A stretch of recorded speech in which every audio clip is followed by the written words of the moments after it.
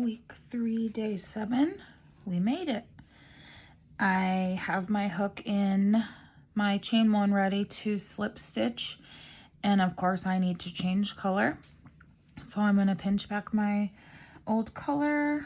I'm going to bring in my new color, and I'm going to do my yarn over with my new color and just slip stitch, pull through both of those loops on my hook. And I'm going to tie this off. And the best round of the whole square, we get to crochet these tails in so we don't have to come back and sew them in. Just all the rest of them. So I'm going to chain 1 to get myself up to this next round. And you'll be able to tell easier when you are doing this last round without your stitch marker, just because your slip stitch was in green, well, whatever color you have. If you change your slip stitches in your old color and your chain 1 is in your new color, so you'll be able to see that that's the one you need to slip stitch into when you come back around. But I would suggest for those of you that are new or have trouble, it's really not essential, because it's not like a blanket with rows where we might, get smaller or bigger if we're not going in the right one. It just might be a little bit tricky when we're joining, but one stitch off is nothing that we can't fix as we go. So it's really not that big of a deal, but just in case you want it to be perfect, use a slip stitch there, or sorry, a stitch marker, so you know which stitch is your one that you're going to be slip stitching into when you come back around.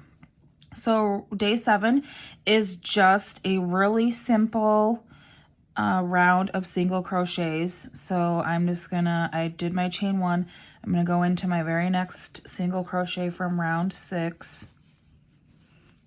I should say day 6 because it's actually not round 6, but, and then I'm just gonna do that all the way around. I'm gonna single crochet in every stitch, and then I'm just gonna go along this side to get to the corner so I can show you, because I don't think I'm gonna come back and show you the end, because we've done this in every other round. We just did it in the end of day 6. You guys totally got this down. You do not need me to come back and show you my last single crochet and my last slip stitch. I know you've got it. So I'm just gonna show you, because this corner is ever so slightly different from the corner in day 6, just because it is the last one around and we are not crocheting into our chain space like we were from the granny stitch. We're not doing any sort of transition like that. So I'm going to make it a little bit smaller of a corner.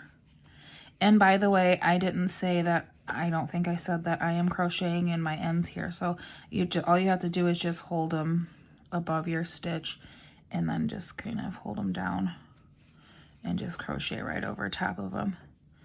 And then that way they're nice and secure in there, and you do not have to worry about coming back and sewing those in. Okay, so in my corner, I'm going to single crochet in my first 2 stitches of the corner, and that we already talked about in the last round is just the last 2 stitches of this side. And then in my actual corner stitch, which you can see right here because I've got 2 more stitches that are going to be on this side. So I've got this 1 stitch in the middle here, that's my corner stitch. I'm actually going to jam 3 single crochets into that 1 single crochet, and that is just going to give us a really nice little corner here. It's going to be nice and clear when we're joining our squares. We're going to have nice squares. We're not going to have rounded edges, and it's not going to have any funky spots, we hope. Okay, and then after I do my 3 in the center, or yeah, in that center corner, you know what I'm saying, right? In that corner space, we're gonna go, make sure you go right it, don't skip that next one. If it's covered, you might have to pull over a little bit. make sure you get into those last two of the corner, okay?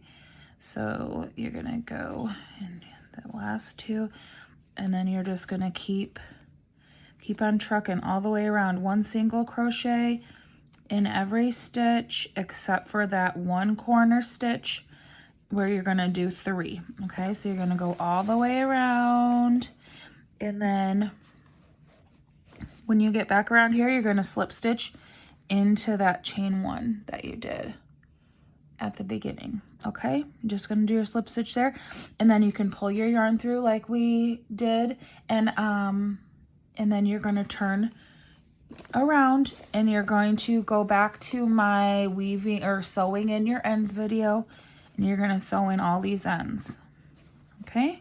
And then I will post a picture of my finished square in our group chat.